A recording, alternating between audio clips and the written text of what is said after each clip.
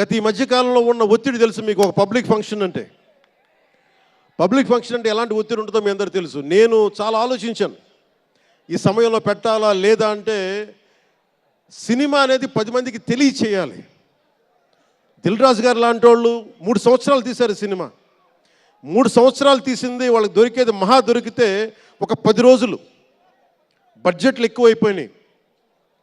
అలాంటి వాటికి మేము చేయగలిగేది ఎక్కువ మందికి తెలియజేసేలాగా ఇది part and parcel of cinema. అందుకని మేము కోరుకుంది చిన్న ఫంక్షన్ చేద్దాం. నన్ను అడిగారు గెస్ట్గా రమ్మని.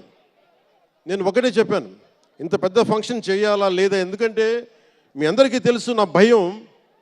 మీరు క్షేమంగా వచ్చి క్షేమంగా వెళ్ళాలి అని చెప్పి అహిర్నిశలు ఆకాంక్షించేవాడిని, శ్రమ పడేవాడిని. మీకు చిన్న దెబ్బ తగిలితే నా గుండె గాయం అవుద్ది. అందుకని నేను ఎప్పుడు సినిమా ఫంక్షన్ నేను చేసుకోవడానికి ఇబ్బంది నాకు. ఇందాక కూడా వచ్చినప్పుడు చాలా టెన్షన్తో ఉన్నా, ఎవరికైనా దెబ్బలు తగులుతాయి ఏదైనా అయిపోద్దా అని భయం ఉంది. మనస్ఫూర్తిగా మీ అందరికీ చేతులైతే నమస్కరిస్తున్నా, మీరు క్షేమంగా ఇంటికి వెళ్ళాలి.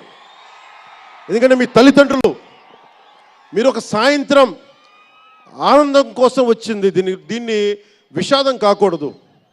అందుకని మనస్ఫూర్తిగా సినిమాని సినిమాగానే చూడండి. కింద పడిపోయి మీద పడిపోయి తొక్కిసలాడుతూ హీరోలను చూడడం కంటే కూడా మీరు దూరం నుంచే ఇబ్బంది పడకుండా మీరు క్షేమంగా ఉండాలి, అందరూ క్షేమంగా ఉండాలి మనస్ఫూర్తిగా కోరుకుంటా ఉన్నాను.